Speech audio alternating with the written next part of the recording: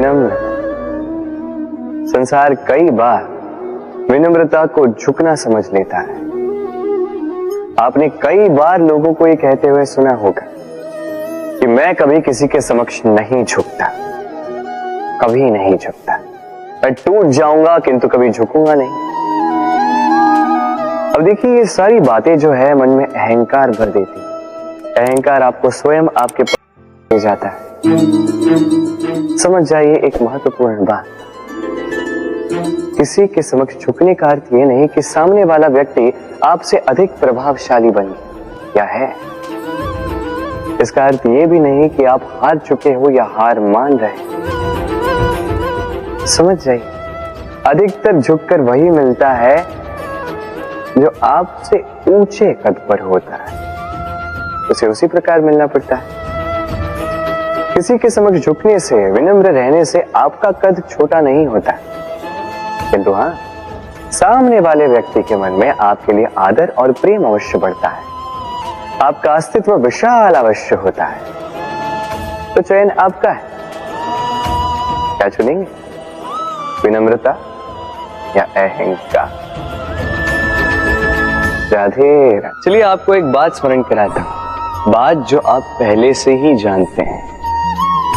कैसी विचित्र बात है ना। देखिए, आप इस संसार में आने से पूर्व भी ये संसार था, आप इस संसार से जब जाएंगे उसके पश्चात भी संसार रहेगा। अर्थात आपके आने से पूर्व और आपके जाने के पश्चात का समय आपके हाथ में है नहीं। तो आपके हाथ में है क्या? आपके हाथ में है वो समय जिसे आप अभी जी रहे हैं, वो समय जहां आप मुझे सुन रहे हैं, वो समय जहां मैं आपसे बात कर रहा हूं। बस यही आपके हाथ में है। अब इसका आप क्या करेंगे? चिंता करके नष्ट करेंगे? मैं तो यही कहूंगा कि आपको चिंतन करना चाहिए। चिंतन करें कि कैसे इस समय का अधिक से अधिक सदुपयोग किया जा सके, कैसे अधिक से अधिक महान कार्य हम कर सकें, शुभ कर्म कर सकें, कैसे हम सब में आनंद बांट सकें। स्मरण रखिएगा, ये चिंता चिता तक ले जाती है और चिंतन मन को कुंदन बना देता है। राधे राधे। इस कोमल घास को देख रहे हैं, इतनी कोमल कि कोई बालक भी आके इस पर बैठ जाए तो ये दब जाती। एक छोटा सा चूहा कहीं से आ जाए, अपने दांतों से इसे काट सकता है, और यदि कोई हाथी आ गया तो बड़ी सरलता से इसे जड़ से उखाड़ कर फेंक सकता है ना। अब देखिए,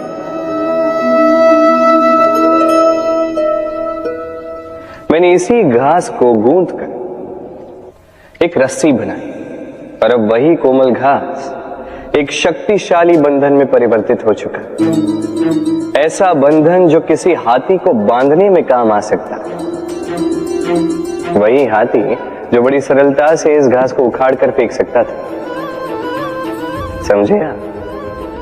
इसी रस्सी की भांति यदि एक साथ रहोगे, एक दूसरे की सहायता करोगे, साथ निभाओगे, तो कितनी भी बड़ी समस्या क्यों ना, उसका हल बड़ी सरलता से आप निकाल पाओगे। राधे। जब भी हम किसी वृक्ष को देखते हैं, सर्वप्रथम हमारी दृष्टि पड़ती है उसके पुष्पों पर, हरे भरे पत्तों पर, रसीले फलों पर, किंतु वो कठोर, वो निस्वार्थ जड़, उससे तो हम कभी आकर्षित होते ही नहीं।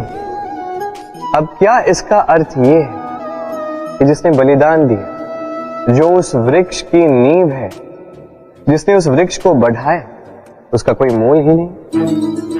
नहीं। स्मरण रखिएगा, जब भी हम किसी वृक्ष को जल देते हैं, उसके पत्तों, पुष्पों या फलों को नहीं, उसकी जड़ को देते हैं। जब भी हम किसी वृक्ष की पूजा करते हैं, यही पुष्प, यही तिलक हम उसकी जड़ को अर्पित करते हैं। अर्थात कहीं न कहीं अनजाने में ये प्रकृति आपको वो मान दे ही देती है जिसके आप पात्र हैं।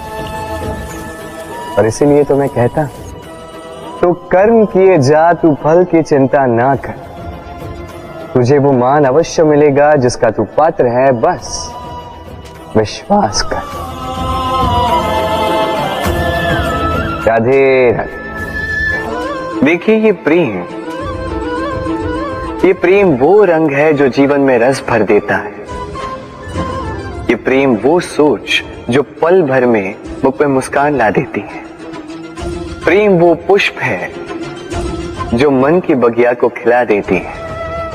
प्रेम वो सोच जो एक ही क्षण में संसार में आपको सबसे अधिक संपन्न अनुभव करवाती है। ये प्रेम वो जो तपते मरुस्थल में आपको जीवित रखे। ये प्रेम वो जो आपकी आत्मा को तृप्त कर दे। ये प्रेम वो जो आपके मुख पर मुस्कान ला दे, जैसे अभी इस समय राधा मेरे मुख पर लिए। अद्भुत है ये प्रेम।